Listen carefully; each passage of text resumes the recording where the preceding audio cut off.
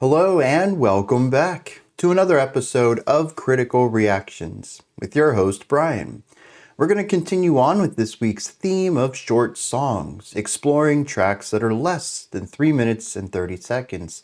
And since that doesn't really make for a decent amount of analysis, we are looking at 2 tracks from a single artist, both under that time constraint. Today we're going to be looking at the band Nails. The first track we're checking out is Give Me the Painkiller. The second track we're going to look at is Suffering Soul. As with every other video this week, we're going to look at the one track, analyze it, then dive into the next before we wrap the video up. So, let's kick this off. I did see that Suffering Souls is only 90 seconds long. Something tells me it's going to be the shortest track this week. Something also tells me that that's grindcore. It's a very short track. Let's dive into this though, see what's going on with Give Me the Painkiller.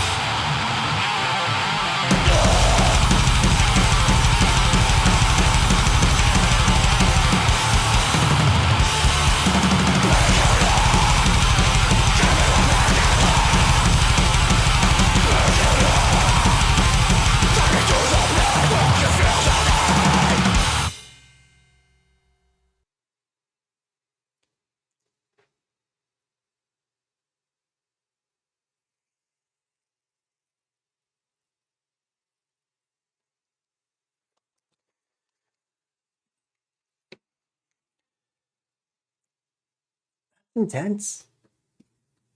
That's very intense. It's, I mean,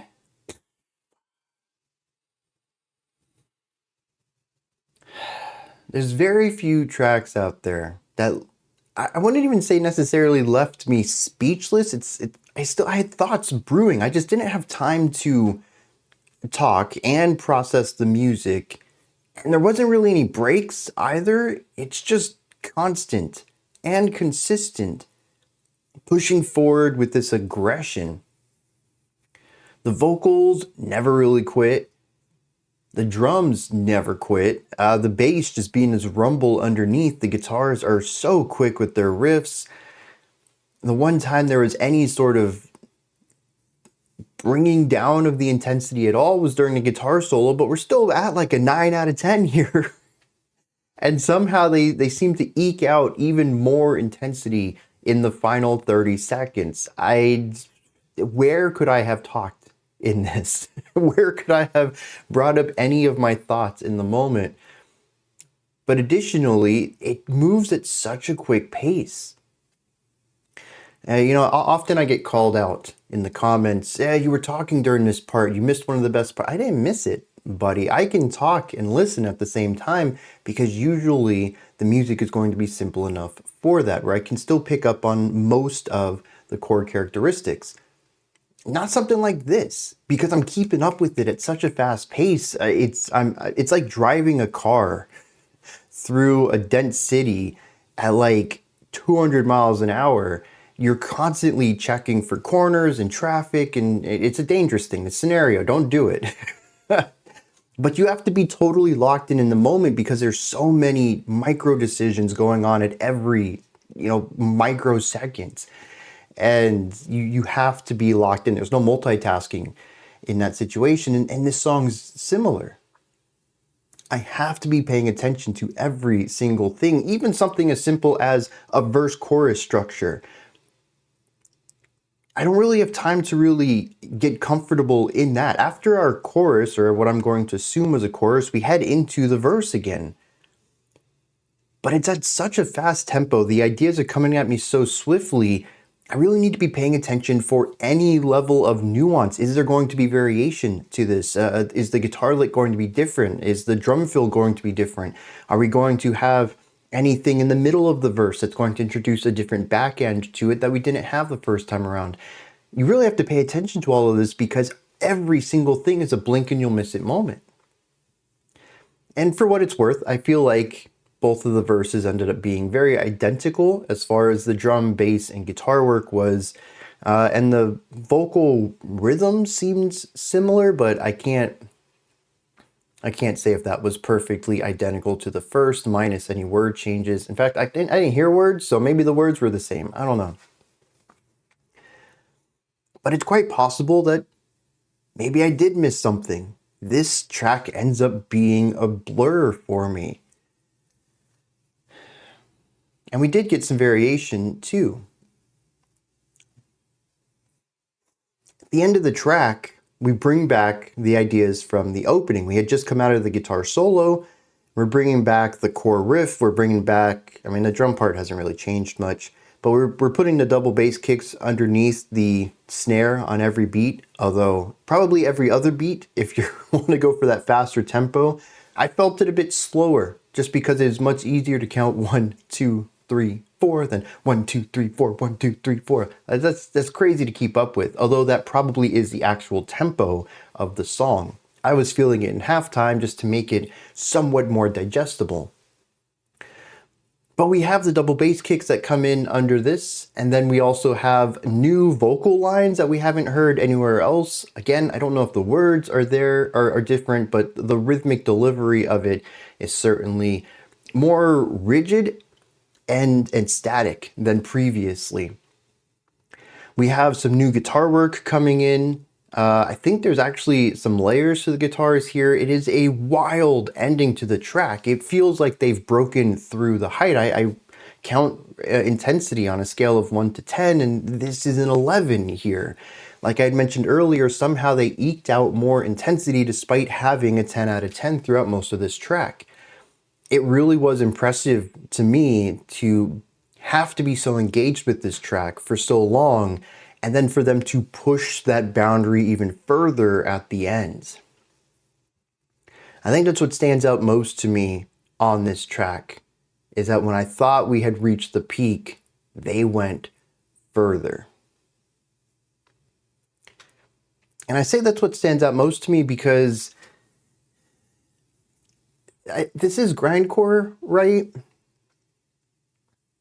The endurance is impressive, but if we slowed it down, I don't think there's a lot going on. We have snare on every beat. We have a bass kick in between every beat. Sometimes the bass kick is a double bass kick and we just get constant eighth notes on that. But the drum part is very straightforward. There's no syncopation. There's very little variation. You get those two modes and that's about it. The guitars, they have their two riffs. We had the verse riff, which is the one we introduced the song on, and then we have the chorus riff, which was a little slower, kind of focusing more on harmonic movement. Even though the song primarily takes place with just two chords, it wasn't focused as much on melodic riffage as much as it was just on playing some chords a little bit. Again, it's at such a speed, it still sounds like a riff rather than simple chord playing, but I do believe that that's what the chorus was aiming more for. And then the vocals. They're texture-based, they're rhythm-based. It's just shouting. There's not really pitch to it.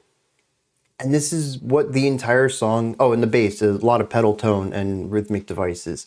And the entire song is based off of these. Every instrument has a role and they fill it for the entirety of the song.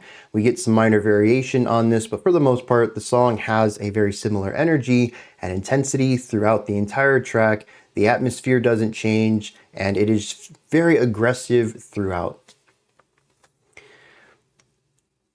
As I've said before, I'm not much of a riff guy. I think the energy and atmosphere on this track is fantastic from an artistic perspective. I'm sure that this is exactly what they wanted. This is their intention, and I do believe it was executed on fantastically. It's not my cup of tea, though. It's non-dynamic. It's rather static. It does what it does, and well, honestly, with the short runtime, I do enjoy the conciseness of it. Even more interesting is that they did fit a verse, chorus, bridge, chorus structure into such a short song. Actually, verse, chorus, verse, bridge, chorus. I think that's what it is. Sort of like the traditional, but without having that second chorus in before the bridge. Yeah, they fit a lot of ideas into such a short runtime, and a lot of that is down to condensing everything down through tempo, but also making them shorter, too. The verse and the chorus, again, blink and you miss it. We move through things so quickly. But, there is one other part to this, which is the bridge. It's the guitar solo. This I actually did enjoy. Quite iterative. I didn't hear anything here that was fresh to my ears, but it was nice to hear the song, take a moment to breathe. That's not accurate. That's not...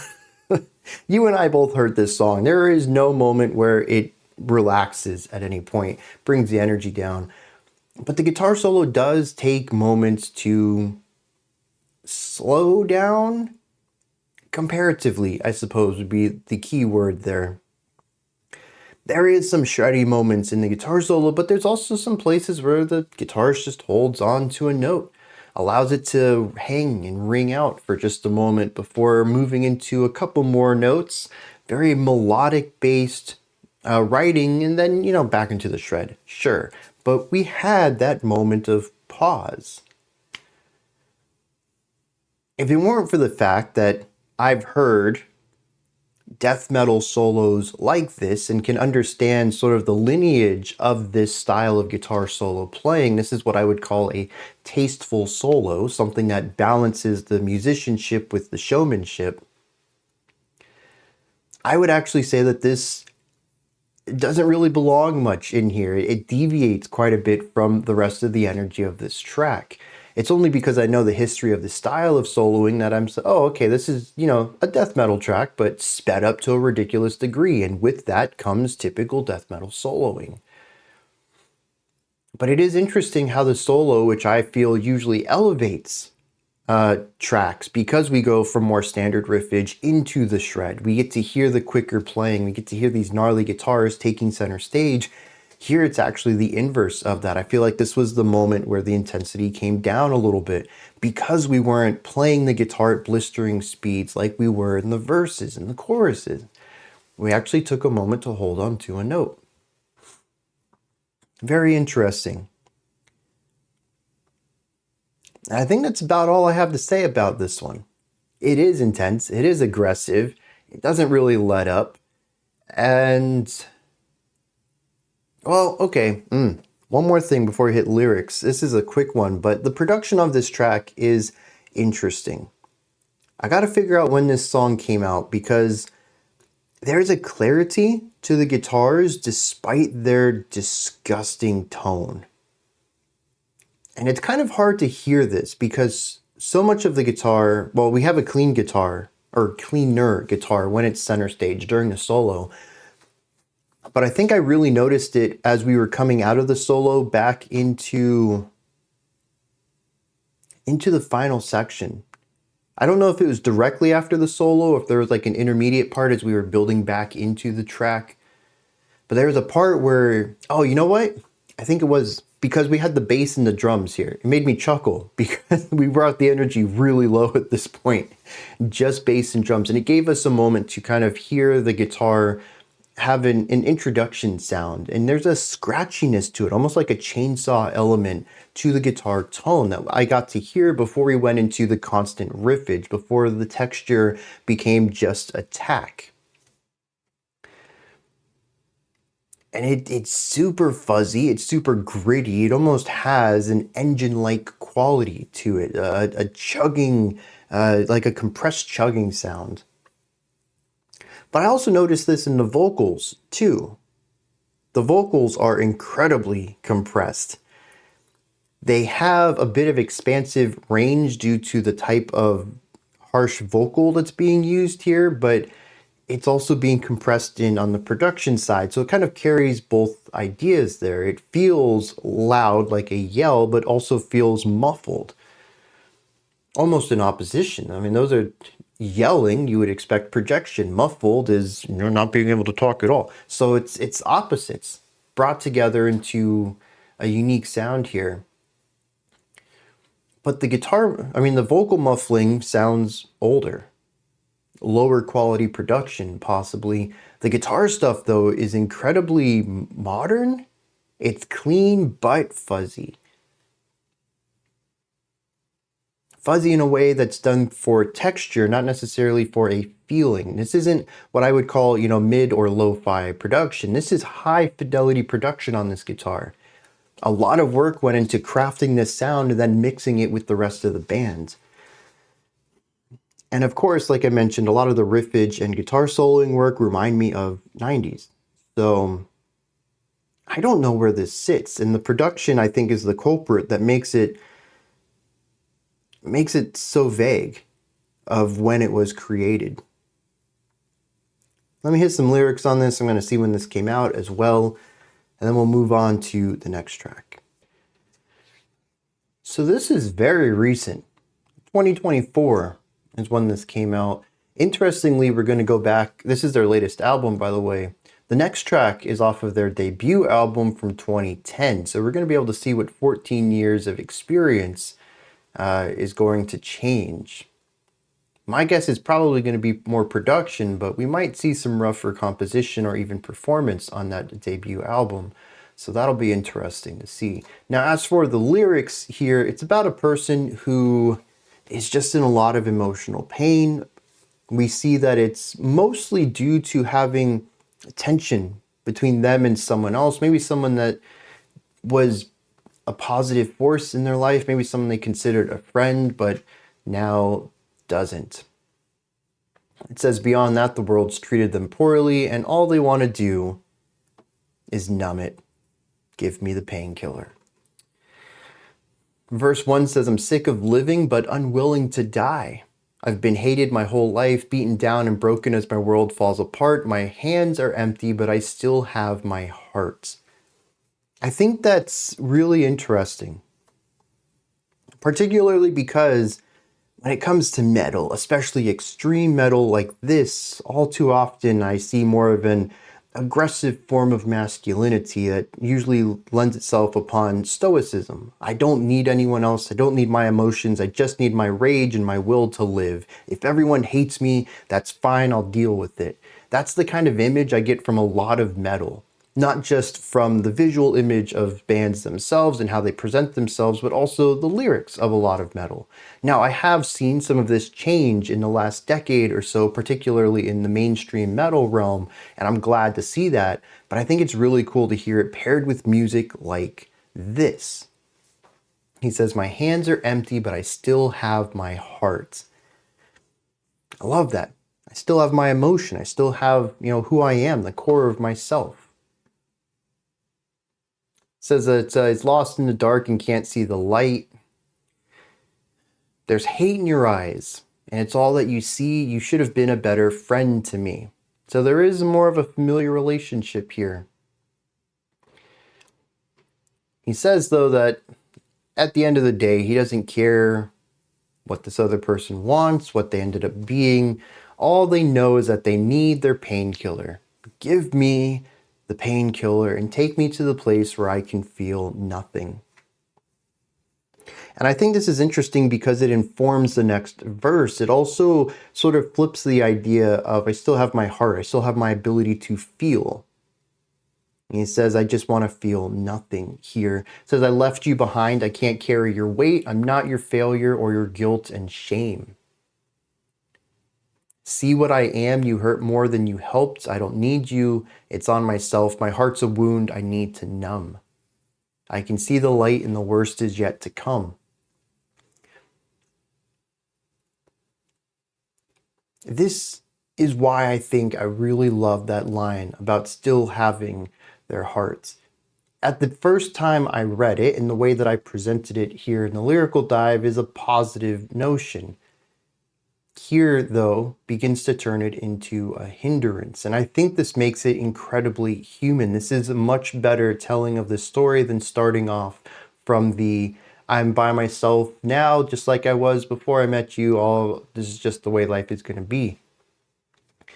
To present this element that this person wants to feel, but not necessarily feel this. That they haven't lost their heart along the way, but they do need to numb it in order to continue on with life, I think is a lot more human of a story than just being stoic from the start. It presents someone who is conflicted.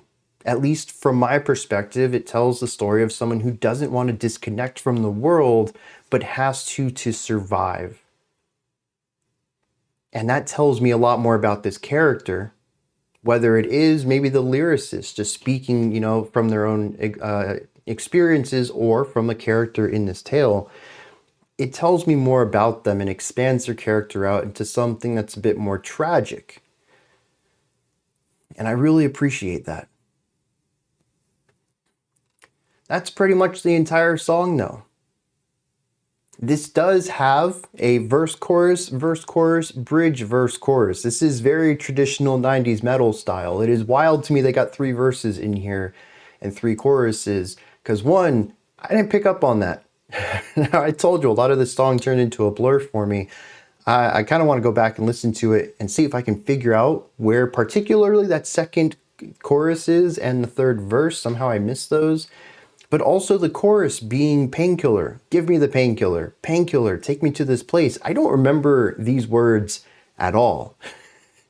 I don't remember any sort of phrasing that would match these lines. I mean, we have 4 lines here, and 2 of them are short, 3 syllables each. I can't even place where this would have been in the track. As far as I remember, the chorus to me was guitar riff shifts, doing something a little different there versus the verse riff. That's very clear in my mind because I was just frantic. There is a little bit in the third verse, though, that mentions that they've tried to push away from the pain of their youth, but unfortunately, nothing gets out alive. They say that they escape without the strain of life. And this completes the passage. Verse 1 is, yeah, I'm hurt, but I still have my heart. Verse 2 is, I just want to numb everything. I don't want to deal with you anymore. I don't want to see you anymore. I don't want to see anything. I don't want to feel anything anymore. The worst is yet to come, and I want to be numb for that. And verse 3 is, I escaped from all of this pain, but I did so without life. It's about total numbness. It is a descent, which I think is really interesting too, because oftentimes, I know metal has a bad reputation for not having the most deep lyrics. And, you know, at times I can see where the reputation comes from. There's certainly some tracks out there that are just angry. 3 verses and 3 choruses of I hate you, which this song really could have leaned into. But it ended up coming out with a bit more depth and a story, too. Every single one of these verses could have just been, you're terrible, you hurt me, and now I just want to be numb. But instead, we saw a descent through the verses. And I think as we continue to see the chorus of Painkiller, give me the painkillers, we can see that the continued use of numbing yourself is going to lead you to a place of emptiness. And that's exactly where the verses take us. Yeah, this is well done. Again, I'm not too much of a fan of the music. Grindcore is not my scene, but I ended up kind of enjoying this. Next up, we have Suffering Soul, though, and you know that title right there probably tells me we're not in store for a good time on this one either. Let's kick it though. See what they were doing. What did I say? Like 16 years prior. Let's kick it.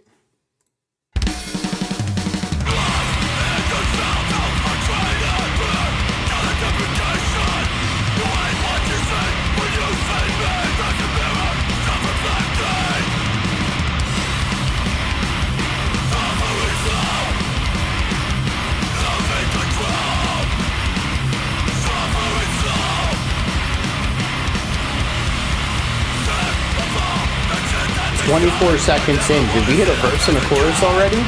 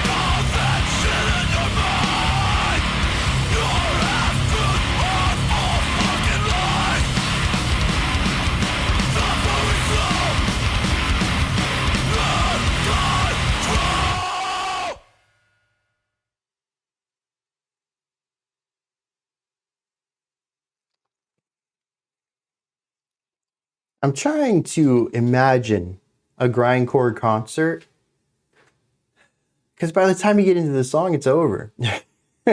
Unless the band's just playing constantly, I think it's going to be a bit of a tease to get into a mosh pit and have 60 seconds at best in it before the song's over and you got to wait for more music. That's... Wow. Yeah, pretty much everything I said about the first track we checked out, it's here too.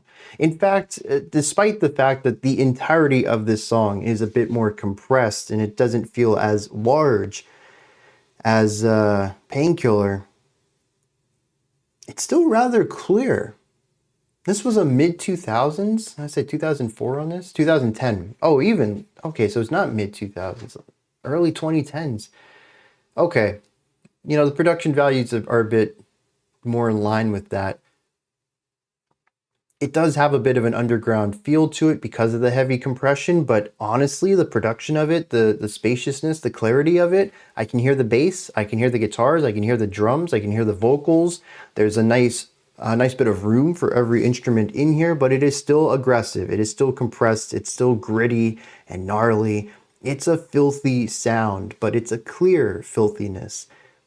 And I appreciate that. I like being able to hear all of the parts. So it's really interesting to see that, honestly, they've really just honed their craft over the years. Not in a way of going from, you know, amateur to pro, but almost pro to pro. They started off really strong. I'm curious who the producer was on this, and if it was similar to the producer on their latest stuff. But if they self-produced this and it started out this good, because when you have this many sounds, all going concurrently, all being loud and aggressive, it's really easy to create a muddy mess. And they didn't. Right out the gate, this is solid. Now, it is also very compressed, though. Not musically, or not production-wise, but musically. Dang, I ruined my own segue there. As I mentioned, we were 24 seconds in. We had already cleared a verse and a chorus. By 40 seconds in, I think we were starting the second chorus already, and we were coming up on the halfway point of the track. Dude, this moves at a blistering pace. Funny enough, though, not too different from the last track. You have your verse, you have your chorus. They're very similar in riffage and drum pattern, slight variation to them. Interestingly for me, the vocals are what gave this one away, because the verse has longer ideas, and once we got to the chorus, it was like short, I don't know, 3 or 4 syllable lines, which is wild because I didn't pick that up last time. Kind of the same idea. You go from these longer verses to just like Painkiller. Pass me the Painkiller. So I should have picked up that rhythmic thing. I don't know why it was so tough for me on that one. But it is what gave away that we were probably in a chorus here, because the vocal work had shortened quite a bit. But the guitar work and the bass, doing a lot of pedal tone again. Guitars, fast riffage, very death metal style, but ridiculously fast. Drum work. Here I found some more syncopation, and I think I enjoyed that. We still have a constant snare on every beat, but the bass kick is syncopated around that. It ends up feeling punkier. It gives it a bit of a dancing energy to it. It isn't as rigid as the last one is, and now that I'm thinking about it, maybe the rigidity of the last one was a way to emphasize the numbness of our narrator. There is nothing bouncy or dancey in the rhythmic elements. It is just static, locked in, very machine-like. This one is looser. The syncopation helps give it some character and some bouncy rhythmic elements that play well with the driving intensity of the guitars and the screaming of the vocals. But beyond that, the only real difference between this and the last one is the lack of guitar solo here. I hate to just wrap up the analysis after like 4 minutes of talking, but I've already touched on all this. Let's hit some lyrics. Interestingly, this is where I would say most growth from the band came from. Maybe someone who's more interested in riffs might be able to tell me how these riffs are a bit more, possibly less experienced than what we heard in Painkiller. But to me, a lot of the music sounds very similar in approach and execution. The blueprint on it sounds the same. The lyrics, though, is where I see a lot of growth. This is also a song about feeling that others have let you down and you wanting to move away from them. It also has a bit of disappointment and hatred in the tracks, but it's just not as deep or nuanced as Painkiller. This is a very straightforward, I hate those guys, I'm just going to forget about them, get lost. It says, lost in yourself, so frustrated, fear, guilt, and deprecation. You hate what you see when you see me, like a mirror self-reflecting. Sick of all that they said, I never want to see their face again. Pain runs through these veins. You'll live in my shadow forever. Suffering soul, losing control. That's it. A lot of the same themes, just not as well executed. And I also want to bring this up. It's not fair just to compare 2 songs from 2 albums that came out at different times and say, oh, this is a clear lineage of growth lyrically. It's possible that this might have been one of the lighter songs lyrically on this album, and maybe what we looked at on their latest album isn't indicative of the lyrics on the rest of it. But at least comparing these 2, I can see a very clear growth from one to the other, looking at similar themes, but with a deeper storytelling element and better ways of approaching that story. There's also the other element that Painkiller was almost twice as long. There's more room to put things in there. I don't know how this band goes about it. Maybe they write the music first and apply lyrics to it. In that case, the lyricist has the task of putting as much as they can within 90 seconds that actually has meaning to it. And you're working with a very short runtime at that point and trying to cram a lot of things into a short amount of time. So I don't necessarily want to say that whoever wrote the lyrics for this wasn't as good as whoever wrote the lyrics for Painkiller, but just comparing these two specific cases, I do see a vast gulf between these two. That's going to wrap it up for today, though. These are my thoughts on Nails. Give Me the Painkiller and Suffering Soul. What did you think of these tracks? Did you enjoy them? Did anything stand out to you? Is there anything that you'd like to add on to what I said or correct me on if I misspoke about something? You have a different take or perspective on these tracks, let me know. Put that stuff and anything else you'd like to add into the comment section below. Above that, in the description box, you'll find a link to Linktree. It takes you here. You can find links to my music, ways to support the channel, a link to the Discord server, and so much more. Above that, if you could, like, subscribe, and ring the bell. I greatly appreciate all three of those. Wraps it up for today, though. I'll be back tomorrow, 5 p.m. Eastern Standard Time, 10 p.m. UTC as usual. Until next time, remember to be critical, not cynical, of the music you listen to, and have a fantastic morning, afternoon, or evening, whenever you choose to watch my videos.